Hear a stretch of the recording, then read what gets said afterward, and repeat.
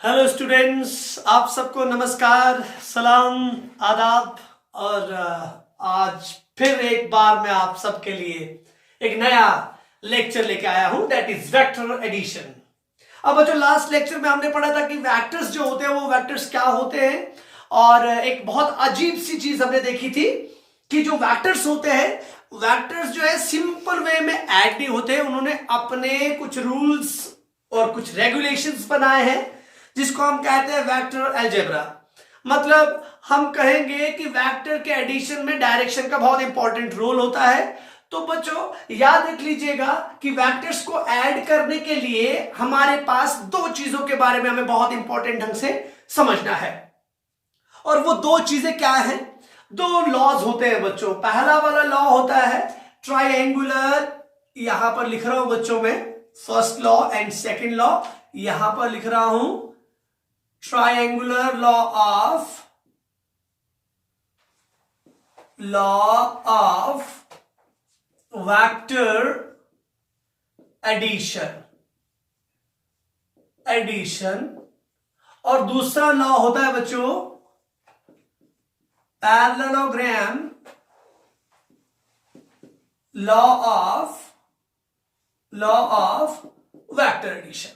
अब पहले तो बच्चों मुझे ये कहना है आपको कि इन दोनों टर्म्स को एक्सप्लेन करना है, उसके बाद आज की लेक्चर हमारी triangular law of vector addition पर होगी। तो जरूर ये सोचिएगा कि अगर जब तक आप इसको नहीं समझेंगे तो आप इस नेक्स्ट वाले लेक्चर को भी नहीं समझ पाएंगे। और इसके साथ ही अगर इस लेक्चर को समझना है तो वेक्टर्स का जो इंट्रोडक्शन था, जो लास्ट वीडियो में मैंने आपको डिलीवर करा है, वो मैंने डिस्क्रिप्शन में लिंक डाल दिया है, आप यहां से पढ़ सकते हैं जो बच्चे चैनल के साथ नहीं जुड़े हैं।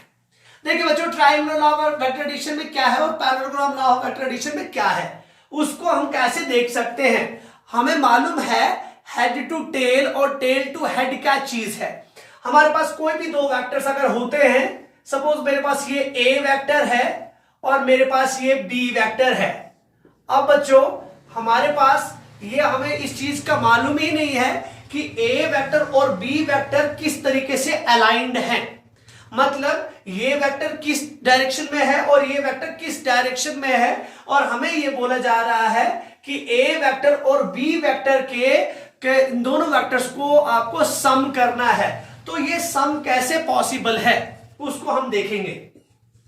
उसको देखने के लिए बच्चों बहुत इंपॉर्टेंट चीज जो है वो ये है कि इन दोनों के दोनों वेक्टर्स के बीच के जो आपके पास एंगल है उसको देखा जाए। मतलब ये दोनों के दोनों वेक्टर्स की आपस में क्या एंगल ऑफ इंक्लिनेशन है, या ये दोनों के दोनों वेक्टर्स एक दूसरे से किस डायरेक्शन के साथ मीट कर सकते हैं।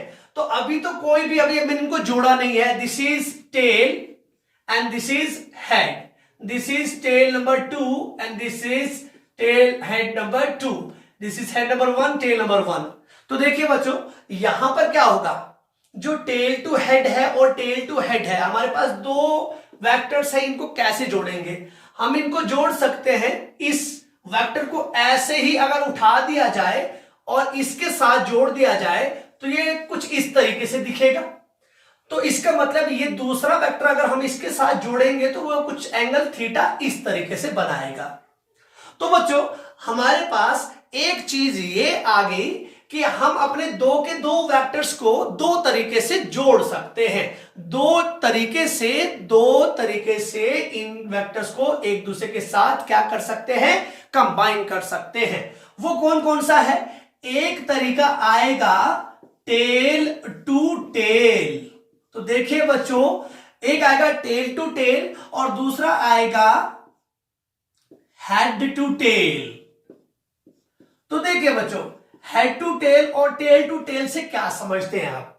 हेड टू टेल मतलब, बोलो बच्चों, मैंने इन दो के दो वेक्टर्स को कैसे जोड़ा है? ये पहले वेक्टर है, ये दूसरा वेक्टर है, ए वेक्टर और बी वेक्टर के, इसका भी टेल और इसका भी टेल, मैंने दोनों के टेल और टेल जोड़े हैं। इसका मतलब ये कॉम्बिनेशन कौन सा है? टेल टू टेल कॉम्बिनेशन है।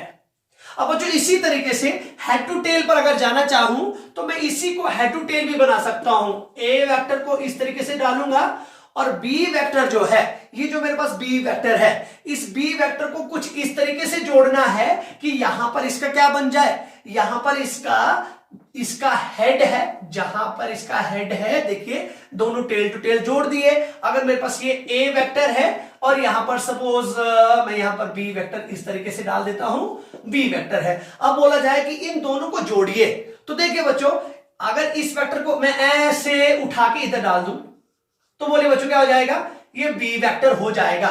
तो मतलब ए का हेड है और बी का टेल यहां पर है, तो ये कौन सा है, हेड टू टेल। अब देखिए बच्चों यहां पर आप सोच रहे होंगे कि ये बोलने की क्यों जरूरत है, तो ये बोलने की इसलिए जरूरत है क्योंकि ये दो कॉन्सेप्ट्स ही हैं जिन कॉन्सेप्ट्स की बेसिस पर पूरे वेक्टर्स का एनालिसिस होता है, पूरे वेक्टर्स की एडिशन होती है।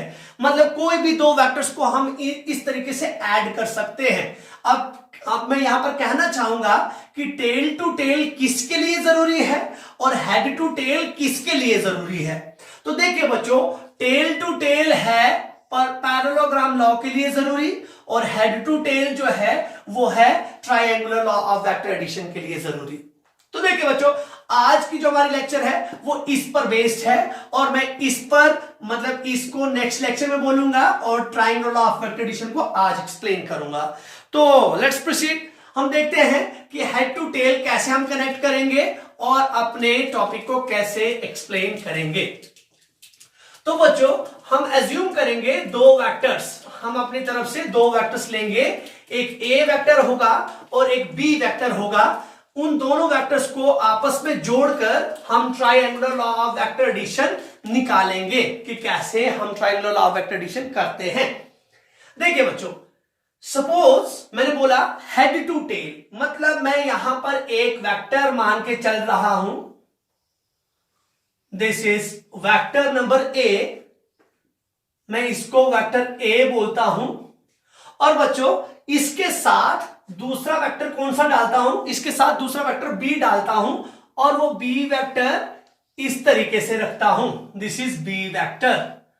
अब बोलिएगा बच्चों ए वेक्टर और बी वेक्टर में आपने क्या देखा, ए वेक्टर और बी वेक्टर में आपने देखा कि ए का जो हेड था बी के टेल के साथ जुड़ा है, तो आपके जहन में एक चीज आनी चाहिए कि हम वहां पर triangular law of vector addition लगा सकते हैं। तो बच्चों जो कॉन्सेप्ट मैंने दिया उसी कॉन्सेप्ट को बनाया गया बाद में, वो क्या बनाया गया वो मैं आपको बताने जा रहा हूं।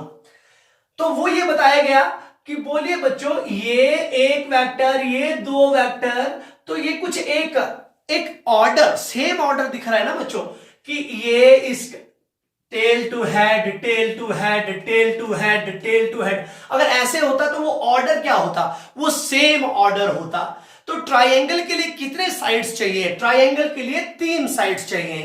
तो ये कहा गया कि अगर हम दो वेक्टर्स को हेड टू टेल कनेक्ट करें तो वो एक ट्रायंगल के कितने साइड्स बना सकते हैं, एक ट्रायंगल के 2 साइड्स बना सकते हैं। इट मींस एक ट्रायंगल के 2 साइड्स बना दिए तो जो तीसरा साइड होगा उसको हमें इसके ऑपोजिट ऑर्डर में रखना पड़ेगा। अब देखिए बच्चों ये रूल्स हैं, ये याद रखने आपको। अभी मैंने आपको बोला, मैं दोबारा से बोलता हूं, ये बोला गया कि अगर दो वेक्टर्स को हेड टू टेल कनेक्ट कर दिया जाए तो वो दोनों के दोनों वेक्टर्स एक ट्रायंगल के 2 साइड्स बना सकते हैं। पहली बात, अगर बनाएंगे तो ऑर्डर कैसा होगा, उनका ऑर्डर सेम होगा। तो मैं यहां पर लिख रहा हूं सेम ऑर्डर, पहली कंडीशन। मैं ज्यादा लिखूंगा नहीं, आपको समझ आ रहा होगा। तो सेम ऑर्डर मतलब दोनों के दोनों का ऑर्डर सेम है। दूसरी बात क्या है, जो तीसरा साइड हम ट्रायंगल का बनाएंगे तो वो हमें कैसे बनाना है, जोड़ दीजिए इनको। तो मैं इसको इसके साथ जोड़ूंगा, मैंने जोड़ दिया। तो अब बच्चों बोलिए ट्रायंगुलर लॉ ने क्या बोला, उसने ये कहा कि जो इन दोनों का रिजल्टेंट होगा, इन दोनों का रिजल्टेंट ये तीसरी साइड देगी। और तीसरी साइड कैसे होनी जरूरी है, इन दोनों के ऑर्डर के ऑपोजिट ऑर्डर की होनी जरूरी है। मतलब अगर ये ऐसे हैं, वो कैसा होना चाहिए। अब अगर मैं उसको एरो इधर लगा देता तो ये तीनों के तीनों एक ही ऑर्डर में हो जाते। अब मुझे उसके लिए एरो यहां पर लगाना पड़ेगा। बोलिए बच्चों, इसका मतलब ए और बी का जो रिजल्टेंट है वो रिजल्टेंट ये माना जाएगा। मुझे लग रहा है आपको समझ आ गया होगा। तो बोलिए बच्चों क्या चाहिए, हम ये लिखेंगे कि हमारे पास whenever two vectors are connected by head to tail, they form the two sides of a triangle having the same order. Then their resultant will be given by the third side of the triangle, which has the which has the ये जो बच्चों आपका order है, which has the order opposite to that of the order of those two vectors। मतलब इसका order in दोनों के opposite होना चाहिए। तो बच्चों यहां पर मैं एक चीज दिख रहा हूं कंफर्म करने के लिए, ये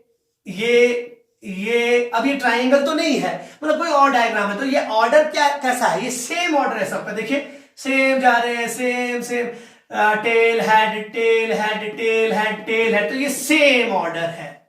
अब बोलिए बच्चों अगर मैं ऐसा कर दूं, एक एक एक और यहां पर ऐसा कर दूं, तो बोलिए बच्चों कौन कौन से सेम ऑर्डर में है, ये और ये तीन सेम ऑर्डर में है और ये ऑपोजिट ऑर्डर में है। ठीक उसी तरीके से ट्राइंगल की बात कर रहा था, ये और ये सेम ऑर्डर में और ये ऑपोजिट ऑर्डर में। तो ट्राइंगुलर लॉ यही कहता है कि अगर दो वेक्टर सेम ऑर्डर में है तो उनका रिजल्टेंट एक तीसरा जो आपके पास तीसरा वेक्टर बनाएंगे ऑपोजिट ऑर्डर में और जो फॉर्म करता है ट्राइंगल। इसका मतलब ये कहा गया कि हमारे पास आर वेक्टर किसके बराबर होगा। हमारे पास कहा गया कि आर वेक्टर जो है ये आर इन दोनों के बराबर है। R vector should be the sum of A and B. देखिए बच्चों अब इस आर को मैं इसके बराबर कर सकता हूं। अगर मैंने ये चीज कर दी तो बच्चों अब मेरे पास बहुत इंटरेस्टिंग क्वेश्चन है। ट्रायंगुलर लॉ से हमें क्या करना है, इस आर का क्या करना है बच्चों, इस आर का मैग्नीट्यूड भी निकालना है और इस आर की डायरेक्शन भी निकालनी है। अगर हम इसको निकाल पाए तो ये मान के चलेगा कि एक तीर से तीन निशाने हो जाएंगे। 11th क्लास के न्यूमेरिकल्स, 11th क्लास का एलिमेंट्री मैथमेटिक्स, 12th क्लास का मैथमेटिक्स में इंडिविजुअल वेक्टर्स और 12th क्लास के पूरी फिजिक्स के न्यूमेरिकल्स इससे निकलेंगे बच्चों। तो ध्यान दीजिएगा ये फॉर्मूला बहुत इंपॉर्टेंट है। 12th की लेक्चर्स में मैं इस फॉर्मूले को बहुत ज्यादा यूज करता हूं। अब देखिए इसका मैग्नीट्यूड कैसे निकलता है, मैग्नीट्यूड ऑफ आर निकालेंगे, मतलब आर निकालना है, आर निकालना चाहते हैं तो हम कैसे निकालेंगे उसको देखते हैं। अब देखिए बच्चों इसको मैं मिटा देता हूं। आर को निकालना चाहते हैं हम triangular law of vector addition से, कैसे कैलकुलेट करेंगे।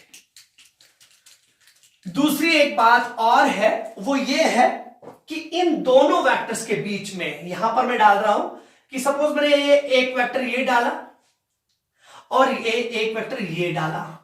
अभी कैसे कनेक्टेड है ये, टेल टू टेल, तो इनके बीच ये एंगल थीटा, तो ये ए वेक्टर और ये बी वेक्टर के बीच का एंगल थीटा है जब वो टेल टू टेल कनेक्ट होंगे।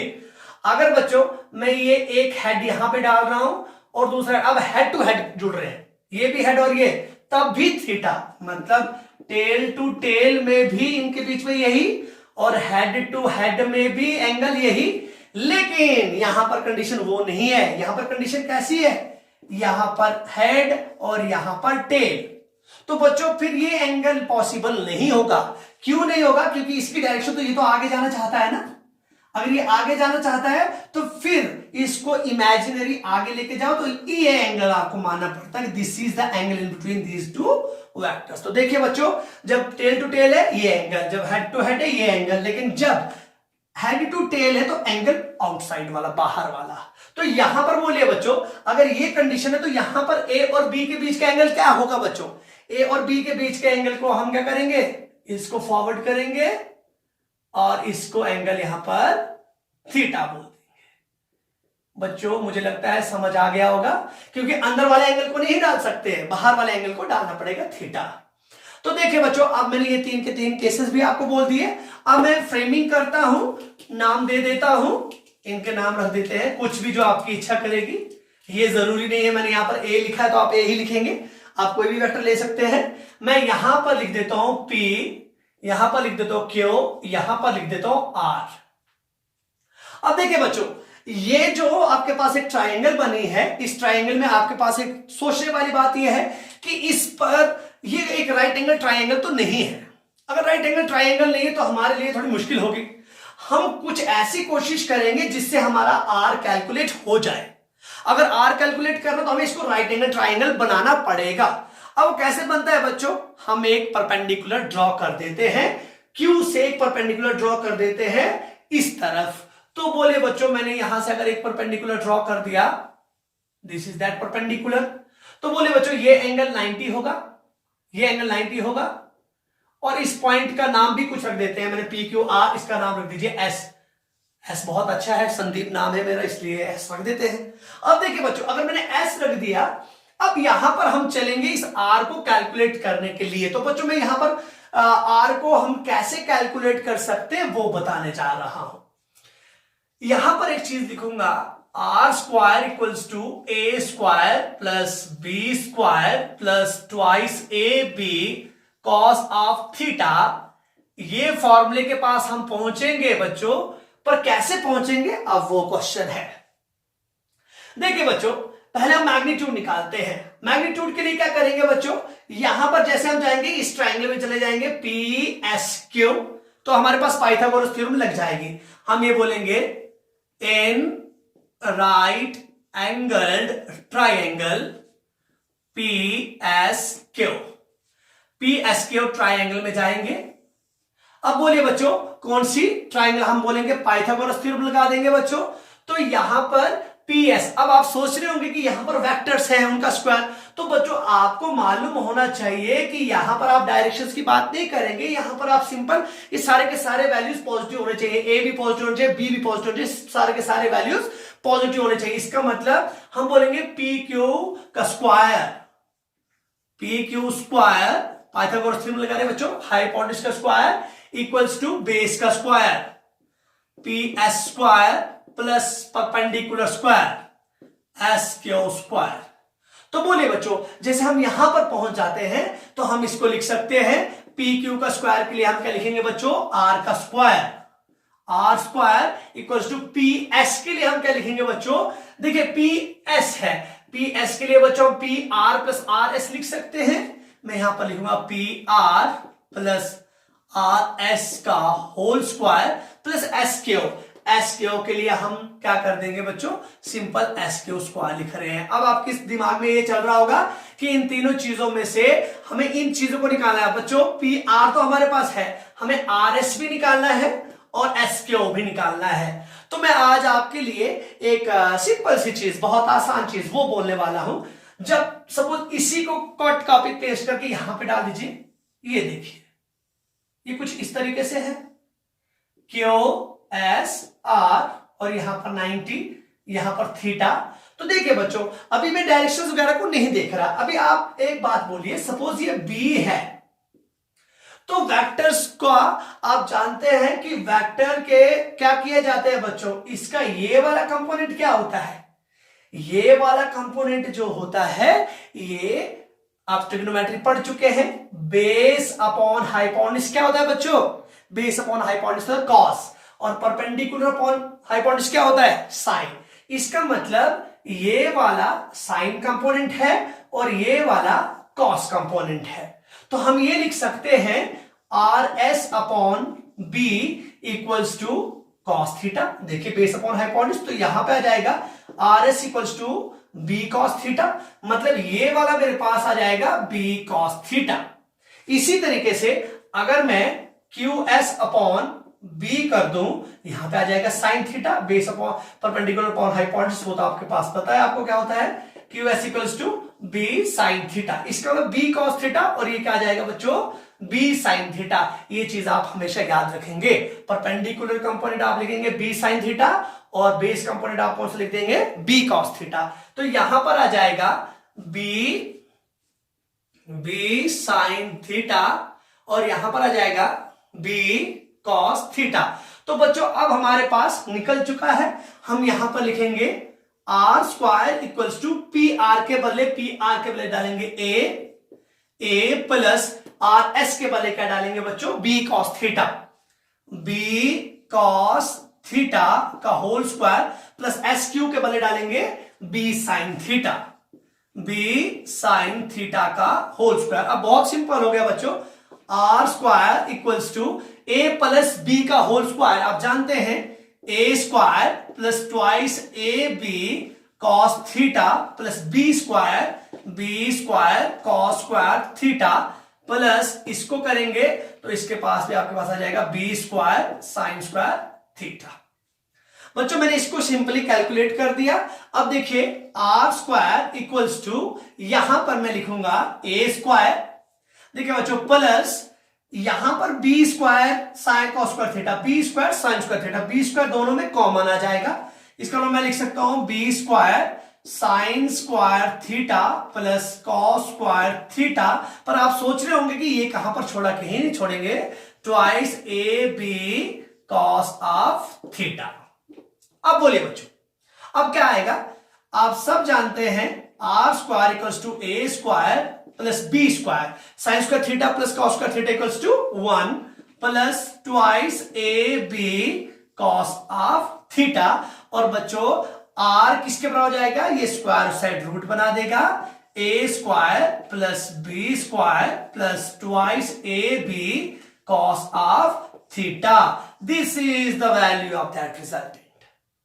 तो आई एम एक्सपेक्टिंग बच्चों कि आपको समझ आ गया होगा कि मैंने एक ट्राइंगल बनाया, ये triangle law of vector addition है।